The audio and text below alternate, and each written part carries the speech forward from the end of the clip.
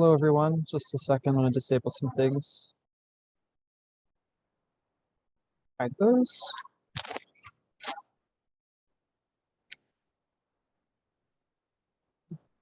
Hello everyone, my name is Adam Wilson. I'm a student at Creighton University and I'm studying anthropology, biology, and environmental science.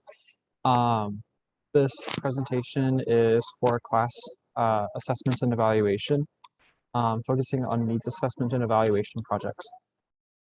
Within this class, we were tasked with completing a group concept mapping project. And with this project, I decided that I would like to focus on virtual community resilience and evaluating and assessing what that means as it pertains to a specific virtual community. And that virtual community I chose was Spiral Knights. I myself played Spiral Knights when I was growing up. I first played it in middle school when I first downloaded Steam. I mean, it was the first MMO I actually really played, I think. And it's quite a special game, yeah, because it's free. So, you know, for a lot of us, it was not cost prohibitive to play.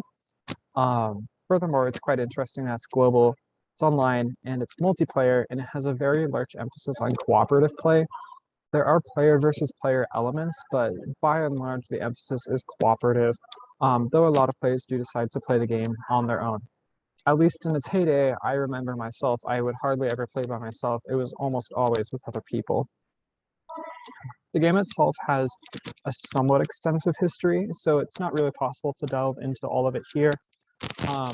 But, you know, as compared to a lot of games, it's semi-old. There's other games that are older than it that are online and multiplayer like this, but this game is very unique. It was released to the general public in 2011, though playtests happened in 2009. The primary platforms for playing the game were through the online browser that you could access through the Spiral Knights website, and then also through Steam, which is, I don't know, just an online platform for launching games, just like a game launcher. Many players that were playtesters back in 2009 continue to play up to this game, so I think that's of note, and it's pretty interesting to think that players have been engaged in this game for maybe even 13 years, which is quite a long time. Three Rings was the original developer studio for Spiral Knights. They were acquired by Sega in 2011, the makers of Sonic the Hedgehog and many other arcade games. And then in 2016, following some financial problems with Sega, they decided to drop Spiral Knights, and Spiral Knights was acquired by Grey Havens in 2016.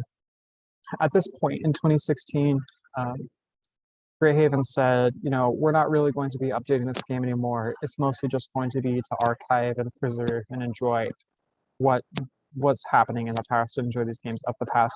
And they've done this for a couple other games, though they continue to update some games like Puzzle Pirates.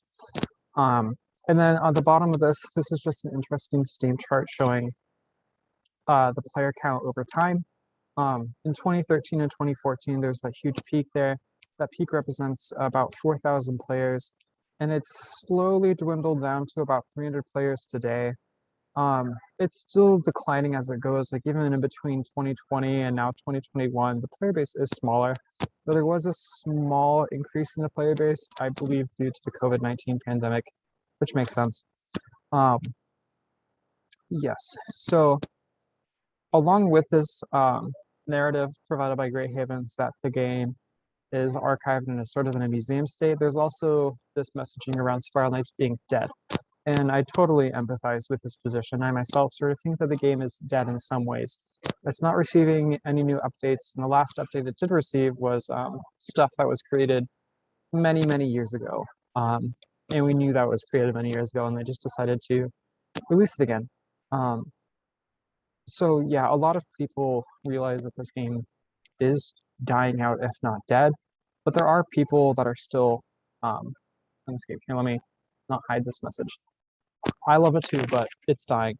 So this messaging and narrative around death is very interesting to me.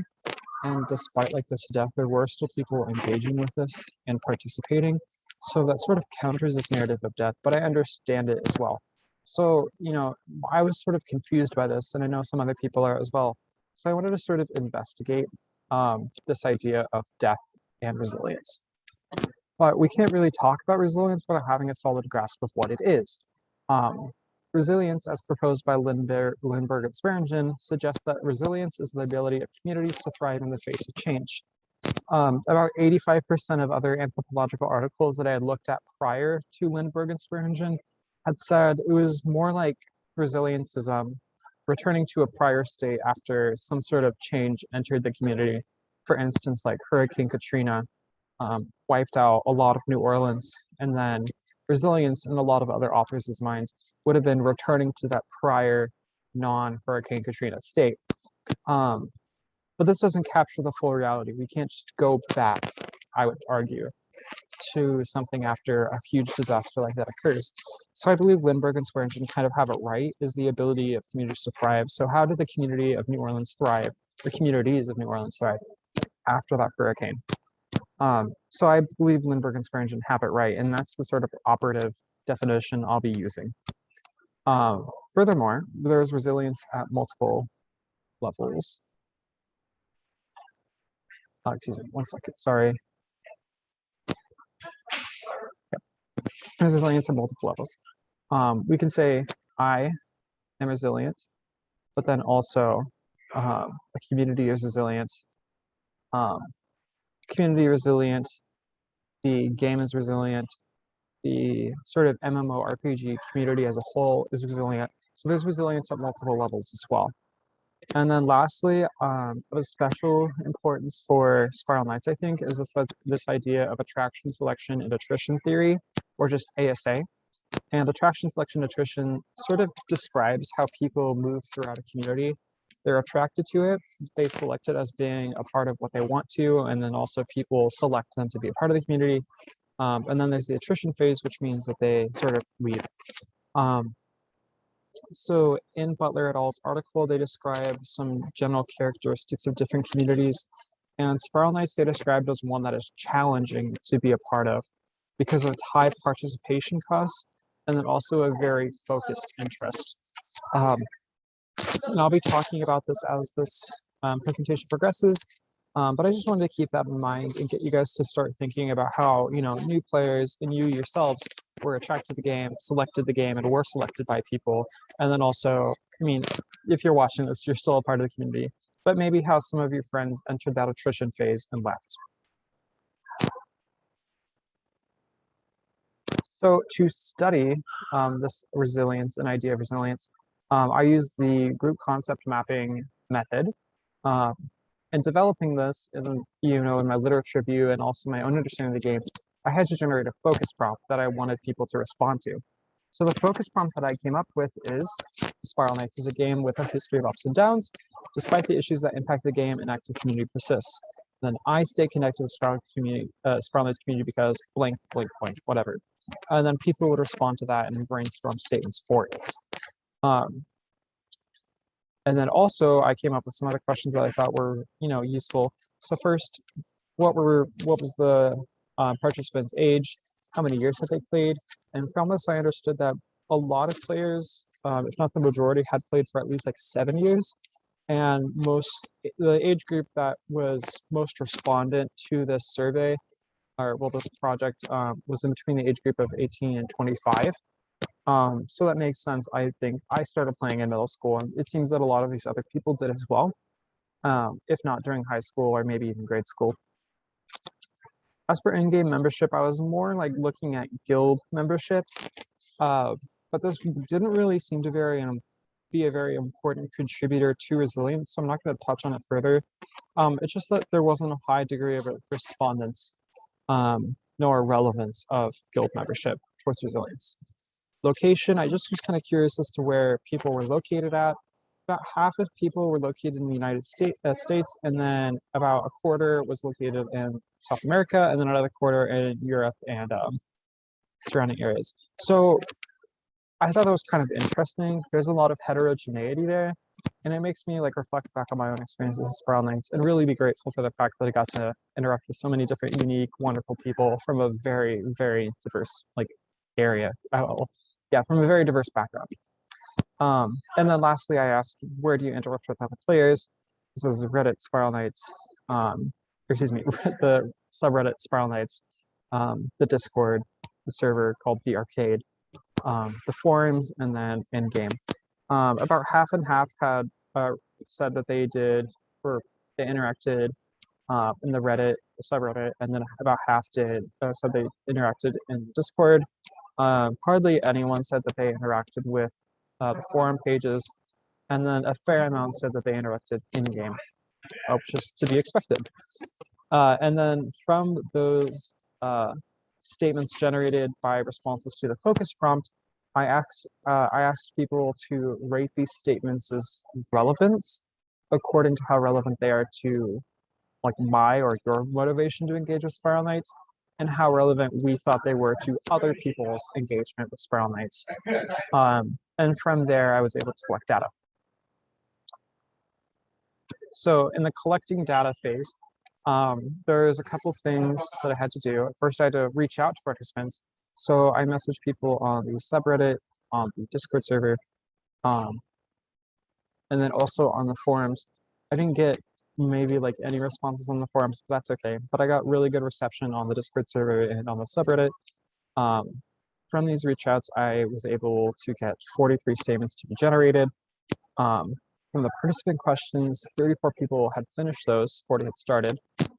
Sorting, this was, we take these 43 or so statements, those actually less, but we'll talk about them in a second, put them into different piles that seemed similar, so different groups. So some people said these statements were very important, others said, oh, these statements give me hope, so on and so forth. And then lastly, there was rating. So people rated the statements on a scale of 1 to 5 from irrelevant, or well, mostly irrelevant, irrelevant, neither relevant nor irrelevant, relevant, and mostly relevant, for both on the individual level and the community level. Those 43 statements that were generated, some of them had redundancies, and some of them were a little bit unclear. So the idea synthesis process was completed by myself. So I reduced the number of statements. I deselected some of the more irrelevant statements that really wouldn't help contribute any meaningful narrative nor data. And I also made sure that they were clear so that people could meaningfully contribute and interact with this project. As for the data analysis, there's some I would say very complicated to do, so I don't really want to go too far into them. But I do want to hit on a couple things. The first is that the stress value was 0.2310. And this is pretty good. This is a measure of sort of like the goodness of fit of the data, and it is quite low for a group concept mapping project. So I feel very confident in the data and how it's representing the community. And then how this project took place and how I created the diagrams and graphs you're going to see in a little bit. First, we sorted these statements into different piles and groups. And based on those different piles and groups, we could create similarity matrices. So if you remember from maybe your math class, you have these boxes with many numbers listed in them in columns and rows. And those created a 3D cube that we could stack onto one another to sort of understand where the similarities and differences were there. And this helped us create a graph showing the distances between each point and how similarly they were grouped from person to person. There's also multidimensional scaling, which again helped with that process of showing the distances, and then also enabled me to create like definitive groupings of which each statement sort of like brought up as a theme. So I'll talk about those themes in a bit. Yeah, hierarchical cluster analysis also helped with deciding those groups. And then the sort pile label analysis enabled me to label each of those clusters in a meaningful way that was representative of how people responded to the project. Okay, so first I'll talk about the point map. The point map just shows the different statements. So there's 28 in total. They're just all over the place. The important thing to take away here is the distances between them. So for instance, 27 and 28 were almost never grouped together with statement 20, whereas statements like 14 and 16 were grouped almost always together. Furthermore, as for the bridging analysis, 27 and 28 were able to bridge statements from different areas pretty well together. And these statements talked about a lot about hope for the future and about possible updates.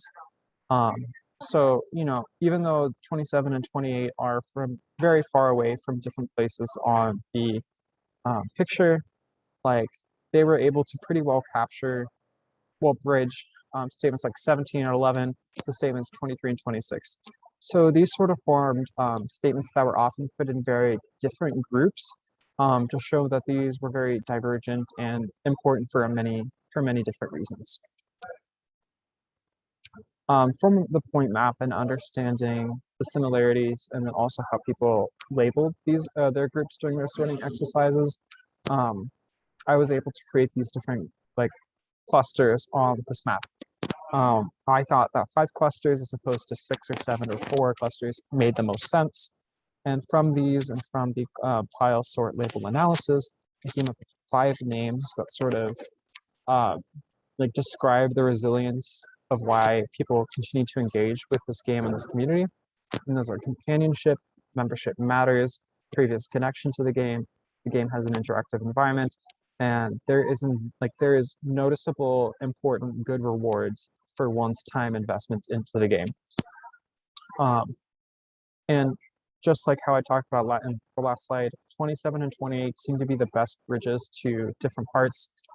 So, membership matters connected pretty well to previous connection, which connected pretty well to interactive environment. However, interactive environment did not connect as well to membership matters. And I'll have a list of these statements in the description of this video, so you can look at those and see what you think of that. From the cluster map, and combining that with the rating statements of relevance, I was able to create a cluster rating map, which rated things, certain different clusters as more relevant than others.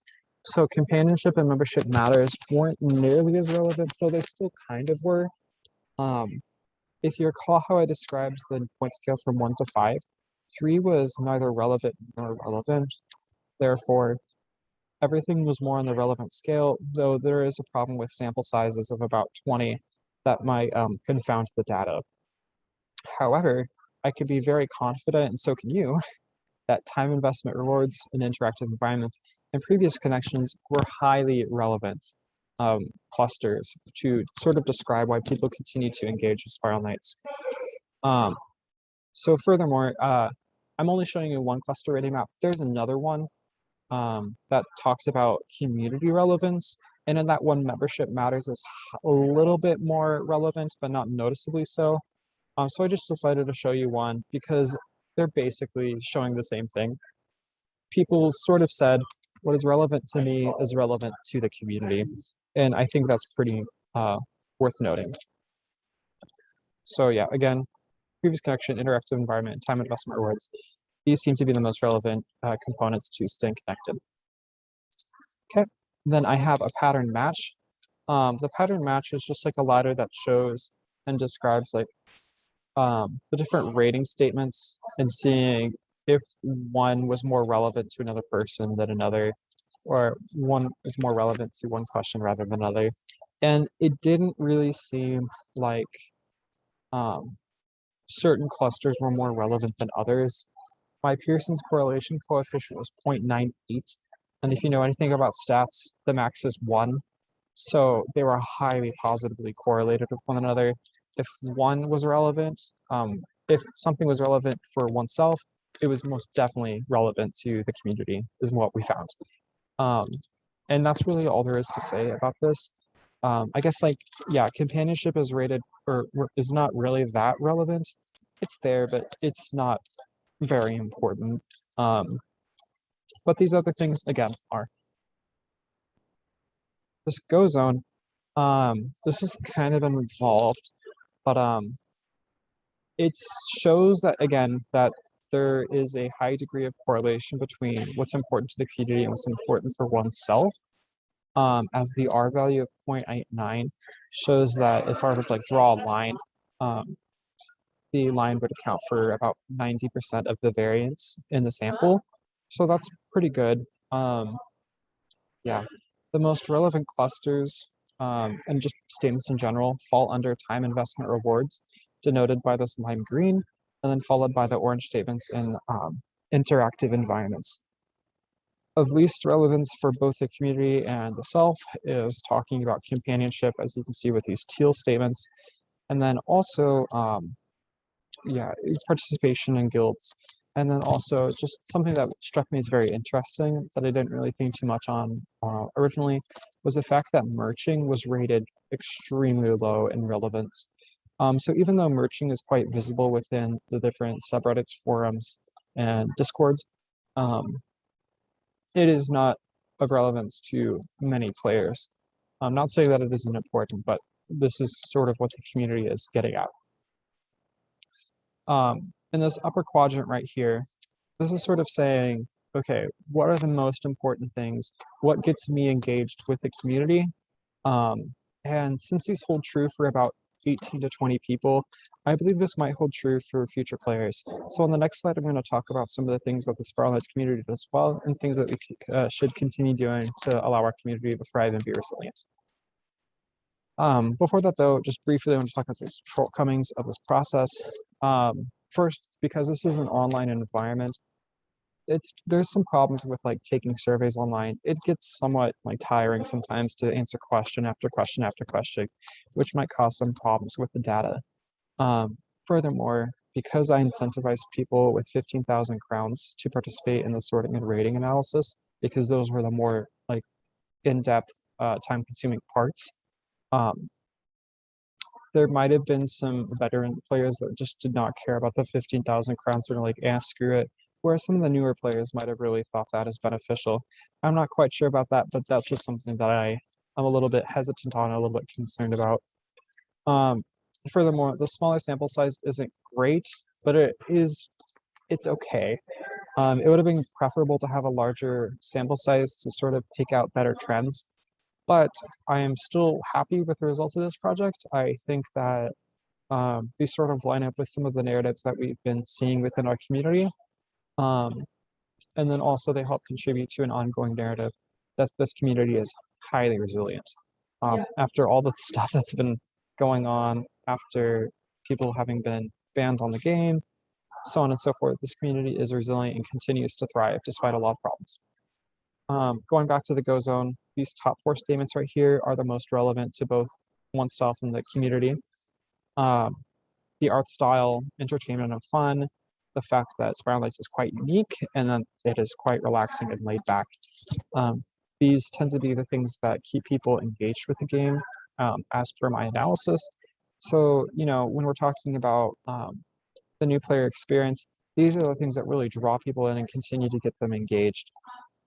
So even though there seems to be high participation costs, like we all know about the 4-star to 5-star grind sesh, and then also just some of the major roadblocks of the game. There's those high participation costs, and there's also the very focused interest. Though I'm interested in parsing this one out, but I believe that there is a focused interest in playing a specific MMORPG that is 12 or so years old. So it's very challenging for new players to get involved in this. So really playing these up, I think, is good. And, I don't even have to like make recommendations on this for everyone to be engaging in this. I know for a fact that once I replayed the game recently, and then also look back at forum posts throughout the years, people really did try to help new players engage with these things. I know there's like specific guilds that were made or really do well to engage new players into like easing them into the game and helping them out with stuff. And furthermore, in speaking on the art style, I myself love listening to the different covers and orchestral remixes that I find on YouTube. But then also there's some awesome art contests that the Discord runs that really help people to engage further with the game. And then lastly, I'd like to make a final point. I noticed that, new players are like coming into the game at a very slow rate, but we see them in the subreddit posts asking about if the game is dead, what like veteran players recommend, so on and so forth. However, I don't believe the retention is that high because the player count continues to dwindle. So that's just something that I'm seeing. I might be wrong. After all, this is sort of a mixed method project.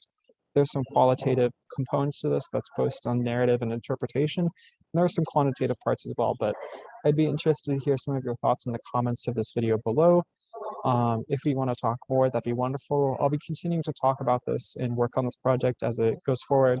So I'll probably see you guys around. Anyway, thank you so much for watching this video. I appreciate it. And yeah, let me know what you think.